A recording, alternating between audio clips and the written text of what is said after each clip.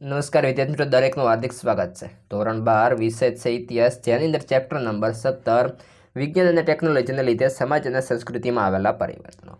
મિત્રો સંપૂર્ણ સૌથી સોલ્યુશન કરીશું તે પહેલાં ચેનલમાં નવા છો તો ફટાફટ સબસ્ક્રાઇબ કરી તમારા મિત્રોને શેર કરશો. અને વિષયના અથવા તો પછી ઇતિહાસની અંદર તમારે કોઈ પણ સબ્જેક્ટ લખવાનું બાકી છે તો આ વિડીયો જોયા પછી આ વિડીયો ડિસ્ક્રિપ્શનની અંદર આપેલા લિંકના આધારે તમે એ પણ સબ્જેક્ટ સોલ્યુશન કરી લેશો અને તમારા મિત્રોને શેર કરશો. જોઈએ ક્વેશ્ચન 1. મિત્રો આપેલા પ્રશ્નના વિસ્તૃત જવાબ આપો. જેમાં પહેલો છે, સમકાલીન વિશ્વમાં વિજ્ઞાન અને ટેકનોલોજીમાં આવેલા મુખ્ય પરિવર્તનો સમજાવો. જોઈએ જવાબ. વિજ્ઞાન એટલે વિશેષ જ્ઞાન, કોઈ એક વિદ્યાશાખાનું ખાસ પદ્ધતિવાળું જ્ઞાન, જ્યારે ટેકનોલોજી એટલે કોઈ પણ પ્રકારના જ્ઞાનનો વ્યવહારુ ઉપયોગ. વિજ્ઞાન અને ટેકનોલોજીના ક્ષેત્રે આવેલા પરિવર્તનો તો કે 20મી સદીમાં થયેલા વિશ્વયુદ્ધોએ વિજ્ઞાન અને ટેકનોલોજીના વિકાસની ભૂમિકા પૂરી પાડે છે. આ સમય દરમિયાન મેળવેલ સિદ્ધિઓએ માનવજાત ઉપર સારી નરસે અસર જન્માવી છે. માનવ જીવન વિજ્ઞાન અને ટેકનોલોજીની અસર હેઠળ વિકસતું રહ્યું છે. આથી જ 20મી સદીને વિદ્વાનો વિજ્ઞાન અને ટેકનોલોજીનો યુગ કહે છે. માનવજાતે વિજ્ઞાન અને ટેકનોલોજીના ક્ષેત્રે પ્રાપ્ત કરેલી સિદ્ધિઓ નીચે મુજબ છે. પહેલો છે, 20મી સદીમાં માનવજાતે ભૌતિક વિજ્ઞાનના ક્ષેત્રે અણુ વિજ્ઞાન, અવકાશ વિજ્ઞાન, ઇલેક્ટ્રોનિક્સ અને ઇજનેરી શાખાનો વિકાસ કર્યો છે. Planck, Ernst Rutherford, Albert Einstein, Alexander Fleming, મહિલા મેરી ક્યુરી, માર્કોની, એનરિકો ફર્મી, જ્હોન બોર્ડિન જેવા વિશ્વ વૈજ્ઞાનિકો તથા જગદીશ ચંદ્ર બોઝ, ડૉક્ટર શાંતિ સ્વરૂપ ભટનાગર, ડૉક્ટર હોમી ભાભા, ડૉક્ટર વિક્રમ સારાભાઈ, ડૉક્ટર ચંદ્રશેખર રામન વગેરે જેવા ભારતીય વૈજ્ઞાનિકો 20મી સદીના મહાન વૈજ્ઞાનિકો ગણાય છે. ભૌતિક વિજ્ઞાનના ક્ષેત્ર પ્લાન્કની ક્વોન્ટમ થિયરી, રુથરફોર્ડની એટમ અને રેડિયોએક્ટિવિટી, આઇન્સ્ટાઇનનો સાપેક્ષવાદ, મહિલા મેરી ક્યુરીની રેડિયમની શોધ, માર્કોની વાયરલેસની શોધ, અમેરિકો ફર્મીની અણુભઠ્ઠીની શોધ તથા જ્હોન બોર્ડિનની કરેલી સુપરકન્ડક્ટિવિટીની શોધ મુખ્ય છે. અણુવિજ્ઞાનના ક્ષેત્રે સિરી હાન્સ ટેમેને કરેલી અણુ વિભાજન અંગેની શોધ અને ચેડવિકે કરેલી ન્યુટ્રોનની શોધ 20મી સદીની અગત્યની સિદ્ધિ ગણાય છે. અણુશક્તિનો માનવ કલ્યાણની દિશામાં ઉપયોગ થયો છે. અણુશક્તિ દ્વારા રેડિયો આઇસોટોપ પેદા કરી પાકમાં થતા રોગોનું નિયંત્રણ કરી શકાયું છે. અણુ વિદ્યુત પેદા કરી ઉદ્યોગોનો વિકાસ કરી શકાયો છે. અણુ ધડાકો કરી ખનિજો અને વાયુ મેળવાયા છે. નહેરો અને બંધો બાંધવામાં આવ્યા છે. દુર્ગમ પહાડો કે પર્વતોને તોડી તેમાંથી રસ્તાઓ તૈયાર કરવામાં આવ્યા છે. આ અણુશક્તિનો કલ્યાણકારી ઉપયોગ જગતને શાંતિ તથા પ્રગતિ તરફ લઈ જાય છે. જેટ વિમાન, missile, radar, computer, air conditioning, transistor, teleprinter, fax, laser કિરણો જેવા સાધનો પણ આધુનિક ટેકનોલોજીના ઉપયોગી સાધનો છે. રસાયણના ક્ષેત્રે આધુનિક વિજ્ઞાન અને ટેકનોલોજીએ ખોરાક, કાપડ, કૃત્રિમ રેસાઓ, રંગો, ખાતરો, વિટામિન્સ, એન્ટીબાયોટિક્સ વગેરેની બાબતો અભૂતપૂર્વ સિદ્ધિઓ પ્રાપ્ત કરી છે. શીતળા, કોલેરા, મેલેરિયા, ડિપ્થેરિયા, હડકવા વગેરે જેવા રોગો ઉપર નિયંત્રણ આવ્યો છે. ક્ષયના રોગ સામે BCGની તથા પોલિયોનો રોગ સામે સંરક્ષણાત્મક રસીની શોધ થઈ છે. હવે બાયપાસ સર્જરી અને પ્લાસ્ટિક સર્જરીનો ઉપયોગ થવા લાગ્યો છે. હૃદય અને કિડની બદલી શકાય છે. આ બંને આધુનિક તબીબી વિજ્ઞાનની આશ્ચર્યજનક સિદ્ધિઓ છે. શક્તિના વિભિન્ન સ્ત્રોતોની માહિતી આપો. પ્રશ્ન નંબર 2 છે. જોઈએ, પ્રાચીન મધ્યકાલીન યુગ દરમિયાન સંચાલન શક્તિના સાધનો તરીકે લાકડા અને કોલસાનો ઉપયોગ કરાતો હતો. ત્યારબાદ શક્તિ અને ઉર્જાના બીજા સ્ત્રોતો શોધાયા હતા. વિજ્ઞાન અને ટેકનોલોજીમાં આવેલા પરિવર્તનને આધારે શોધાયેલા સાધનોને કાર્યાન્વિત કરવા સંચાલન શક્તિની જરૂર રહે છે. સામાન્ય રીતે ખનિજ કોલસો, ખનિજ તેલ અને કુદરતી ગેસના આધારે સંચાલન શક્તિ મેળવવામાં આવે છે. સંચાલન શક્તિના આ સાધનો પુનઃ અપ્રાપ્ય સ્ત્રોત ગણાય છે. માનવીય સંચાલન શક્તિના આ બિન પ્રણાલીગત નવા સ્ત્રોતો શોધ્યા છે. સૂર્ય ઉર્જા, પવન ઉર્જા, જળ ઉર્જા, ભૂગર્ભ ઉષ્મા ઉર્જા અને અણુ ઉર્જા. સંચાલન શક્તિના નવા 2 સ્ત્રોતો વિશે માહિતી નીચે પ્રમાણે છે. સૂર્ય ઉર્જા તો કે પૃથ્વી પર બિન પ્રણાલીગત ઉર્જાના સ્ત્રોતોમાં સૌથી વધુ સ્ત્રોત સૂર્ય છે. સૂર્યમાંથી નીકળેલી ઉર્જા વિકિરણ સ્વરૂપે પૃથ્વી પર પહોંચે છે. સૂર્ય કુકર અને સૂર્ય હીટર જેવા સાધનોની મદદથી રસોઈ બનાવવા કે પાણી ગરમ કરવા સૌર ઉર્જાનો ઉપયોગ થઈ શકે છે. સૂર્ય ઉર્જાનું સૌર કોષ દ્વારા વિદ્યુત ઉર્જામાં રૂપાંતર કરવામાં આવ્યું છે. સિલિકોનની વિશિષ્ટ રચના દ્વારા સૌર કોષની હારમાળા રચી વિદ્યુત ઉર્જાનો મોટો જથ્થો મેળવવામાં આવે છે. આ વિદ્યુત ઉર્જાનો ઉપયોગ પાણીના પંપ ચલાવવામાં, વીજળીના દીવા કે ટ્યુબલાઇટ ચલાવવા તથા ઘરેલું સાધનોના ઉપયોગમાં કરી શકાય છે. સૌર ઉર્જામાંથી મેળવેલા વિદ્યુતનો ઉપયોગ કૃત્રિમ ઉપગ્રહોના સંચાલનમાં થાય છે.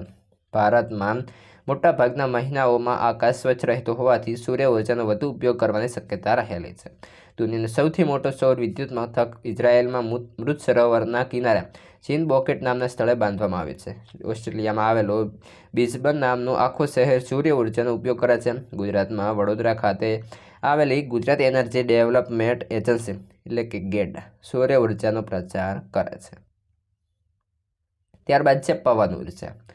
પવન દ્વારા ઉદ્ભવતી ઉર્જાનું સ્વરૂપ ગતિ ઉર્જા છે. પવન ઉર્જાના ઉપયોગ માટે ચીનની પ્રજાએ પવનચક્કીની શોધ કરી હતી. પવનચક્કીઓ વેગવાળા પવનોના વિસ્તારમાં ઊંચી જગ્યાઓ પર રાખવામાં આવે છે. પવનચક્કીની ધરીને વિદ્યુત જનરેટર સાથે જોડી વિદ્યુત ઉત્પન્ન કરવામાં આવે છે અથવા પવન ઉર્જા નવી પરિસ્થિતિમાં કાર્ય કરવા લઈ જવામાં આવે છે. Norway, Sweden, Denmark, Netherland, Germany, Japan, ચીન, ઇંગ્લેન્ડ, અમેરિકા અને ઓસ્ટ્રેલિયામાં પવન ઉર્જાનો ઉપયોગ થાય છે. ડેનમાર્ક પવન ઉર્જાનો સૌથી વધુ ઉપયોગ કરનાર દેશ છે. એશિયાનું સૌપ્રથમ વિન્ડ ફાર્મ ગુજરાતના કચ્છના દરિયા કિનારે આવેલા માંડવી ખાતે ઊભું કરવામાં આવ્યું છે. પવન ઉર્જાનો ઉપયોગ પાણી ખેંચવાના પંપમાં તથા વિદ્યુત શક્તિ પ્રાપ્ત કરવામાં થાય છે. ત્યારબાદ છે જળ ઉર્જા. નદીઓના પાણી જ્યાં કુદરતી રીતે ધોધ રૂપે નીચે પડતા હોય અથવા તો તે વિપુલ જળરાશિને લાંબો ઊંચો ધોધ બાંધીને નીચે ધોધરૂપ પાણી પાડવામાં આવતું હોય અને નીચે ટર્બાઇન ગોઠવાયેલો હોય છે તો પાણીના ફોર્સથી જળ વિદ્યુત ઉત્પન્ન થાય છે. દાખલા તરીકે નર્મદા નદી પર નવાગામ સરદાર સરોવર યોજના, પંજાબમાં સતલુજ નદી પર ભાખરા બંધ યોજના, એ જ રીતે કૃષ્ણરાજ સાગર, નિઝામ સાગર, હીરાકુંડ, ઉકાઈ વગેરે ઉદાહરણો જળ વિદ્યુત યોજનાના છે. એ જ રીતે ભરતી ઓઠની વૈજ્ઞાનિક પદ્ધતિ દ્વારા તેમજ મહાસાગરોના પાણીના મોજા, તોફાનો વગેરેનો ઉપયોગ કરીને વિદ્યુત ઉર્જા ઉત્પન્ન કરાય છે. દાખલા તરીકે ફ્રાન્સમાં ફંડીના અખાતમાં આ રીતે વિદ્યુત ઉત્પન્ન થાય છે. ત્યારબાદ છે ભૂતાપીય ઉર્જા. પૃથ્વીના પોપડાની નીચે રહેલી લાવા રસની અતિશય ગરમીને ભૂતાપીય ઉર્જા કહે છે. આ ઉર્જા પૃથ્વીના પોપડાની નીચે 12 કિમી ઊંડાઈએ જ્યાં 1000 થી 4000 સેલ્સિયસ તાપમાન હોય છે તેનો ઉપયોગ તેને બહાર કાઢીને વિદ્યુત ઉત્પન્ન કરવામાં થાય છે. દાખલા તરીકે અમેરિકા અને ન્યૂઝીલેન્ડમાં આ પ્રકારની ઉર્જાનો ઉપયોગ વ્યાવસાયિક ધોરણે કરવામાં આવી રહ્યો છે. ત્યારબાદ છે હાઇડ્રોજન ઉર્જા. તો પાણીનું વિદ્યુત દ્વારા અપઘટન કરીને હાઇડ્રોજન ઉર્જા મેળવાય છે. તેનો ઉપયોગ અંતરિક્ષમાં રોકેટ મોકલવામાં થાય છે. જુલે વર્ન નામના મહાન સાહિત્યકારે તેમના પુસ્તક ધ મિસ્ટીરિયસ આઇલેન્ડમાં ભવિષ્યમાં હાઇડ્રોજન ઉર્જા મુખ્ય સ્ત્રોત બનશે તેવી આગાહી કરી હતી. એ જ રીતે આલ્કોહોલ અને ઓક્સિજન જોડીને પ્રક્રિયા દ્વારા વિદ્યુત ઉર્જા ઉત્પન્ન કરી શકાય છે. ત્યારબાદ છે પરમાણુ ઉર્જા. અણુના વિખંડન અને સંલયન સાથે સંકળાયેલી ઉર્જાને પરમાણુ ઉર્જા કહે છે. પરમાણુના વિખંડનની પ્રક્રિયા માટે રિએક્ટર તૈયાર કરવામાં આવે છે. વિશ્વના મોટાભાગના રાષ્ટ્રો અત્યારે પરમાણુ ઉર્જા ઉત્પન્ન કરવા તરફ જઈ રહ્યા છે. ભારતમાં પણ અણુ ઉર્જા ઉત્પન્ન કરવા માટે કાકરાપાળ ગુજરાતની અંદર, તારાપુર મહારાષ્ટ્રમાં, કૈગા કર્ણાટક, કલ્પકમ તમિલનાડુ, રાવત ભાટા રાજસ્થાન, નરોરા ઉત્તર પ્રદેશમાં પ્રકલ્પો સ્થાપવામાં આવ્યા છે. અલબત્ત પરમાણુ શક્તિનો એટમ બોમ્બ બનાવવામાં America, Russia, Britain, France, Bharat, Pakistan અને ચીન એમ 7 દેશો સફળ બન્યા છે. જોઈએ પ્રશ્ન નંબર 3. વર્તમાનપત્રો અને સોશિયલ મીડિયાનો સમાજ પર કેવો પ્રભાવ પડ્યો છે? તો જોઈએ જવાબ. આજકાલ જો સૌથી વધુ અસરકારક પ્રચારાત્મક માધ્યમ મીડિયા છે અને એમાંય વર્તમાનપત્રો અને ટેલિવિઝન અગ્રસ્થાને છે. સામાજિક સંપર્કો ધરાવતા આ માધ્યમો ભારે તેને ઝીરોમાંથી હીરો બનાવી દે છે અને એથી ઉલટું હીરોમાંથી ઝીરો પણ બનાવી દે છે. વિજ્ઞાન અને ટેકનોલોજીની વ્યાપક શોધનો ઉપયોગ કરે આ સમૂહ માધ્યમો વર્તમાન સમયમાં વધુને વધુ અસરકારક તથા પ્રભાવશાળી બનતા જાય છે.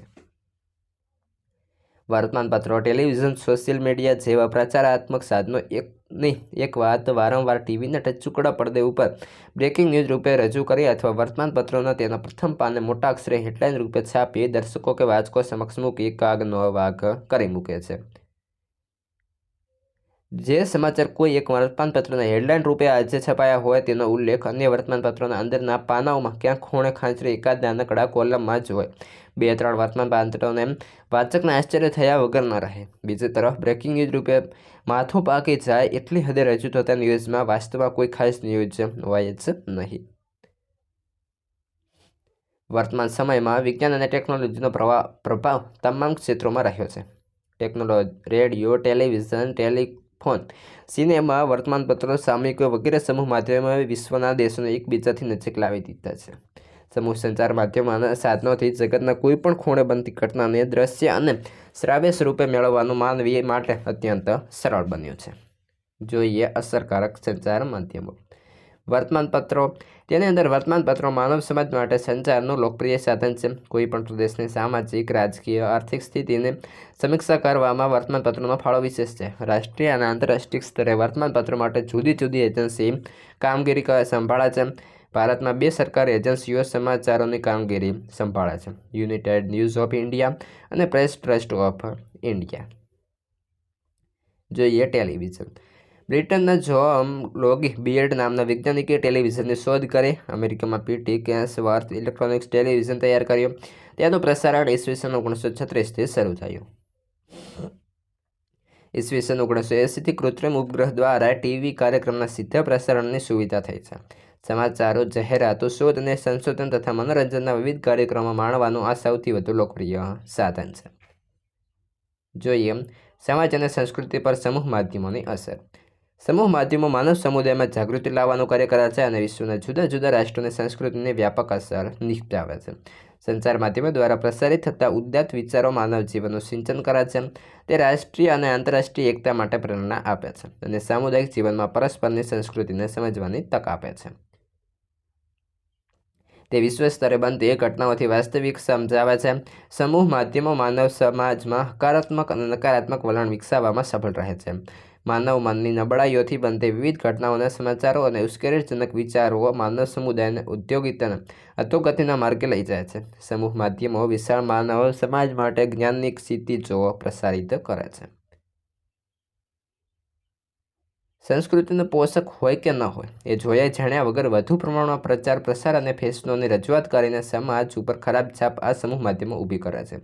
અંગ પ્રદર્શન કરતી કે જુગુપ્સાને પ્રતિ ફોટોગ્રાફ્સ સહિતની જાહેરાતો તથા સમાચારો સમાજ અને સંસ્કૃતિ ઉપર અવળી કે વિધ્વંસક અસરો પાડે છે, જે ખતરનાક બની રહે છે. જોઈએ પ્રશ્ન નંબર 4. ઇન્ફોર્મેશન ટેકનોલોજીએ વિશ્વને એક ગામડું બનાવી દીધું છે. ચર્ચા કરો. વર્તમાન સમયમાં જનસંચારના માધ્યમ તરીકે ઇન્ફોર્મેશન ટેકનોલોજી શબ્દ પ્રચલિત છે. જ્ઞાનના વિસ્ફોટને કારણે વિવિધ ક્ષેત્રોની માહિતી પ્રાપ્ત કરવાની માનવી માટે જરૂરી છે. માહિતીનું સંયોજન, માહિતી સંયોજનની પ્રક્રિયા, માહિતીનો સંગ્રહ તથા તેના પ્રસારણમાં મદદરૂપ થતા વિવિધ સાધનોનો સમાવેશ ઇન્ફોર્મેશન ટેકનોલોજીમાં થાય છે. દૂરસંચાર ઉપગ્રહો ઇન્ફોર્મેશન ટેકનોલોજીના આધારસ્તંભો છે. કોમ્પ્યુટર, ઇન્ટરનેટ અને સેલ્યુલર ફોન ઇન્ફોર્મેશન ટેકનોલોજીના વિકસિત સાધનો છે. ઇલેક્ટ્રોનિક ઉપકરણોથી સુસજ્જ કોમ્પ્યુટર ઇન્ફોર્મેશન ટેકનોલોજીના ક્ષેત્રનું હાર્દ છે. પ્રથમ ઇલેક્ટ્રોનિક ડિજિટલ કોમ્પ્યુટર ઈસવીસન 1946માં અમેરિકામાં બનાવવામાં આવ્યું. કોમ્પ્યુટર માહિતીનો સ્વીકાર કરી યોગ્ય પ્રતિક્રિયા આપે છે. તે માહિતી આધારિત ગાણિતિક કે તાર્કિક પ્રક્રિયા કરે છે અને માહિતીનું સંચાલન કરી તેની પ્રતિક્રિયા વ્યક્ત કરે છે. કોઈપણ કાર્ય માટે કોમ્પ્યુટરને આદેશ આપવો પડે છે. કૌશળ પ્રવૃત્તિ દ્વારા તૈયાર કરવામાં આવેલી ક્રમિક સૂચનાઓ પ્રોગ્રામ કહેવાય છે. પ્રોગ્રામ પ્રમાણે કોમ્પ્યુટર કાર્ય કરે છે. બેંકો, વેપારી પેઢીઓ, ઔદ્યોગિક એકમો, શિક્ષણ અને સામાજિક સંસ્થાઓ કોમ્પ્યુટરનો વધુ ઉપયોગ થાય છે. કોમ્પ્યુટર દ્વારા ઇન્ટરનેટનો ઉપયોગ થાય છે. ઇન્ટરનેટમાં એક કરતાં વધુ કોમ્પ્યુટર જોડાયેલા હોય છે, જેના નેટવર્ક દ્વારા ઈમેલ એટલે કે સંદેશાઓ મોકલી શકાય છે અને મેળવી પણ શકાય છે. વોઇસ મેલના ઉપયોગથી ફોન કરી શકાય છે. સંદેશાઓ અને માહિતીને આપ-લે થઈ શકે છે. સમાચાર એજન્સી દ્વારા સમાચાર આપી શકાય છે, જે વાંચીને તેની પ્રતિક્રિયા આપી શકાય છે. ઇન્ફોર્મેશન ટેકનોલોજીના ક્ષેત્રે સંદેશાવ્યવહારની સુવિધા સરળ થાય છે. ટેલિગ્રાફ અને ટેલિફોનના સ્થાને ટેલિપ્રિન્ટરનો ઉપયોગ થાય છે. ટેલિપ્રિન્ટર સંદેશાને એક સ્થળેથી બીજા સ્થળે સ્વયંસંચાલિત રીતે લઈ જાય છે. સેલ્યુલર ફોન દૂરના વિસ્તારો સુધી વાતચીત કરવાનું ઉત્તમ સાધન છે. તે ફેક્સ ટેલિફોન કે ટેલિપ્રિન્ટર કરતાં વધુ ઝડપે અને વધુ સલામત રીતે સંદેશા પહોંચાડે છે. વર્તમાનપત્રો અને ટેલિવિઝન દ્વારા કે પછી સોશિયલ મીડિયા દ્વારા પોતાના શહેરની, જિલ્લાની, પ્રદેશની, રાષ્ટ્રની અને દુનિયાભરની ખબરો આપણા ડ્રોઈંગ રૂમમાં બેસીને આરામથી મેળવી શકીએ છીએ. અગાઉ જણાવ્યું તે મોબાઈલના ટચુકડા સ્ક્રીન ઉપર સમગ્ર વિશ્વના અદ્યતન સમાચારો મેળવી શકાય છે। આથી કહી શકાય કે આજકાલ આખું વિશ્વ માનવીની મુઠ્ઠીમાં કે ઘરના ડ્રોઈંગ રૂમમાં આવીને સમાઈ ગયું છે। સમગ્ર વિશ્વ એક નાનકડું ગામડું બનાવી દીધું છે। જોઈએ પ્રશ્ન નંબર 15, જૈવ વિજ્ઞાનમાં થયેલા સંશોધનો સમજાવો। તંદુરસ્તી માનવીની પાયાની જરૂરિયાત છે। 19મી અને 20મી સદીમાં માનવીને આરોગ્ય જાળવી રાખવા અને બીમારીથી બચવા અંગેના સંશોધનો થયા। જુદા જુદા પ્રકારના રોગો ફેલાતા વાયરસને ઓળખવામાં આવ્યા। રોગ પ્રતિકારક રસીઓની શોધ થઈ। એડવર્ડ જેનરે શીતળાને, રોબર્ટ કોચે કોલેરાને, લીવીરેને મેલેરિયાની અને ક્લેવર્સે ડિપ્થેરિયાની રસીની શોધ કરી। 20મી સદીના પૂર્વાર્ધમાં જીવવિજ્ઞાનના ક્ષેત્રે સંશોધનો થયા। ABCD જેવા મહત્વના વિટામિન શોધાયા। ઈસવીસન 1920માં ફ્રાન્સના કાર્મેટ ગ્યુરીને ક્ષયરોગ સામેની પ્રતિકારક રસી એટલે કે BCGની શોધ કરી। ઈસવીસન 1928માં એલેક્ઝાન્ડર ફ્લેમિંગે પેનિસિલિન એન્ટીબાયોટિક દવાની શોધ કરીને માનવ આરોગ્યના રક્ષણમાં બહુમૂલ્ય ફાળો આપ્યો છે। 20મી સદીના ઉત્તરાર્ધમાં માનવ શરીરની રચના અને કોષ રચના સમજવા ઇલેક્ટ્રોનિક સૂક્ષ્મદર્શક અને એક્સ-રેની શોધ થઈ। કોષ રચના સાથે જોડાયેલા પ્રોટીન, ડીઓક્સી રિબોન્યુક્લિક એસિડ એટલે કે DNA અને રિબોન્યુક્લિક એસિડ એટલે કે RNA શોધવામાં આવ્યા। કેટલાક વૈજ્ઞાનિકોએ કોષ કેન્દ્ર અને તેના જોડાણની રચના દર્શાવતું મોડેલ બનાવ્યું। ઈસવીસન 1950માં ક્રિક અને વોટ્સને DNAની રચના સમજવામાં સફળતા મળી, જેના આધારે ઈસવીસન 1970માં હરગોવિંદ ખુરાનાએ જનીન તત્વનું પૃથ્થકરણ કરી કૃત્રિમ જનીન તત્વનું સર્જન કરવામાં સફળતા મેળવી અને તેના પ્રયત્નોથી જનીન વિદ્યા ઇજનેરી શાખાની સ્થાપના થઈ। જનીન વિદ્યાના ક્ષેત્રે થયેલા સંશોધનો 20મી સદીની મહાન ઘટના ગણાય છે। વર્તમાન સમયમાં કેન્સર, હૃદયરોગ, પોલિયો અને એઇડ્સ જેવા રોગો સમગ્ર વિશ્વમાં પ્રસરતા જાય છે। અમેરિકા જોનાસ સિલ્કે પોલિયોની રસીની શોધ કરી છે। ઈસવીસન 1990ના દાયકામાં વૈજ્ઞાનિકો કેન્સરના જીવાણુએ ઓળખવામાં સફળતા થયા। હૃદયરોગ પર કાબૂ મેળવવા વિવિધ પ્રકારના ઉપાયો શોધાયા છે। એઇડ્સનો રોગ વિષાણુઓ દ્વારા ફેલાય છે, જેને HIV એટલે કે હ્યુમન ઇમ્યુનો ડેફિશિયન્સી વાયરસ તરીકે ઓળખવામાં આવે છે। જો કે એઇડ્સના રોગ પર કાબૂ મેળવી શકાયો નથી, પરંતુ આ રોગની ભયંકરતા વિશે જાણકારી આપી માનવ સમુદાયને સજગ બનાવવાનો પ્રયત્નો થઈ રહ્યા છે। ત્યારબાદ જોઈએ મિત્રો પ્રશ્ન નંબર 2, આપેલા પ્રશ્નોના ટૂંકમાં જવાબ આપો। જેમાં પહેલો પ્રશ્ન રહેશે, એન્ટીબાયોટિક દવાઓથી માનવ સમાજને શું ફાયદો થયો? તો જોઈએ જવાબ। મિત્રો વિડીયોને લાઇક કરવાની બાકી હોય કરી દેશો અને ચેનલને સબસ્ક્રાઈબ કરવા અને બાજુનું બેલ બટન પર ઓલ નોટિફિકેશન કરવાનું ના ભૂલશો। અન્ય વિષયના સૌથી સોલ્યુશન આ વિડીયો ડિસ્ક્રિપ્શનમાં મળેલા। માનવ જાતની મૂળભૂત જરૂરિયાતોમાં અન્ન, વસ્ત્ર, રહેઠાણ, રક્ષણ, શિક્ષણ ઉપરાંત આરોગ્યનો પણ સમાવેશ થાય છે। આમ તો કહેવાય છે કે પહેલું સુખ તે જાતે નથી, અથવા શરીરે સુખી તો સર્વ વાતે સુખી। આમ છતાં માનવ શરીરમાં ક્યારે કયો રોગ શાને કારણે થાય તે કંઈ કહેવાય નહીં, પરંતુ જો શરીરમાં રોગ પ્રવેશો એટલે તેની તપાસ, ચિકિત્સા અને સારવાર કર્યા વગર ચાલે જ નહીં। કેટલાક રોગો એવા હોય છે કે તેને ભારે અને કદાચ ભોગી પણ દવાઓની જરૂર રહે છે, આથી દવાઓને એન્ટીબાયોટિક દવાઓ કહે છે। ઈસવીસન 1897માં જર્મન વૈજ્ઞાનિક બુચરે જૈવિક વિજ્ઞાન બાયોસાયન્સની શોધ કરી હતી, જેને પરિણામે વિષાણુ, જીવાણુ જેવા જીવો વિશે સંશોધનો શરૂ થયા અને માનવો, પશુઓ તથા વનસ્પતિમાં થતા રોગોની જાણકારી પ્રાપ્ત થઈ। બાયોસાયન્સના વિકાસને કારણે કમળો, પોલિયો, શીતળા, શરદી, ખાંસી જેવા રોગો પાછળ રહેલા વાયરસ અને વિષાણુનું જ્ઞાન પ્રાપ્ત થયું। તેથી તેની દવાઓ શોધાઈ। દાખલા તરીકે ઇન્સ્યુલિન, પેનિસિલિન, સલ્ફા અને એન્ટીબાયોટિક દવાઓ 20મી સદીની શરૂઆતમાં શોધાઈ। સાથે સાથે માઇક્રોસ્કોપ, એક્સ-રે વગેરેની પણ શોધ થઈ। એન્ટીબાયોટિક દવાઓની શોધના કારણે માનવ સમાજને ખૂબ જ ફાયદો થયો। એ રોગો ઉપર નિયંત્રણો આવ્યા, તેમજ ઘણા બધા રોગો નાબૂદ કરી શકાયા। હજારો લાખો દર્દીઓ માટે આ દવાઓ આશીર્વાદરૂપ અને રાહત આપનારી સાબિત થઈ। જોઈએ પ્રશ્ન 2, વર્તમાનપત્રોનું સામાજિક મહત્વ સ્પષ્ટ કરો। જોઈએ, માહિતી અને જ્ઞાન, સમાચારો અને લેખો, લખાણોની પ્રાપ્તિનો હાથવગો અને વારંવાર ઉપયોગ કરી શકાય તેવું કોઈ સાધન હોય તો તે વર્તમાનપત્રો છે। અલબત્ત ઘણા વિદ્વાનો કહે છે તેમ વર્તમાનપત્રનું આયુષ્ય ફક્ત 24 કલાકનું હોય છે। આજનું છાપવું એ કાલની પસ્તી બની જાય છે। વર્તમાનપત્રોનું સામાજિક મહત્વ ખૂબ જ છે, કેમ કે વર્તમાનપત્રો એ સમાજને દર્પણ છે। સમાજના રીત રિવાજો, સમાજમાં આવતા પરિવર્તન અને માનવ સમાજમાં બનતા વિવિધ અને વિભિન્ન પ્રકારના બનાવોના પ્રતિબિંબને વર્તમાનપત્ર ઝીલીને રજૂ કરે છે। વર્તમાનપત્રો જન્મ કે મરણના, કુદરતી રીતે મૃત્યુના, અકસ્માતો કે લગ્નના, ફેશનોના કે તેમાં આવેલા પરિવર્તન, ચોરી કે લૂંટફાટના, દગો, ફ્રોડ કે અપ્રામાણિકતા, પ્રમાણિકતાના અને પ્રામાણિક પ્રેમના, સરહદ પર રક્ષણ કરતા જવાનોના કે કોઈ ચૂંટાયેલા પ્રતિનિધિ દ્વારા કરાયેલા લોકકલ્યાણના કામોના સમાચાર પત્રો, વર્તમાનપત્રો રજૂ કરી સમાજની સારી ખોટી બંને બાબતો તે પ્રસિદ્ધ કરે છે.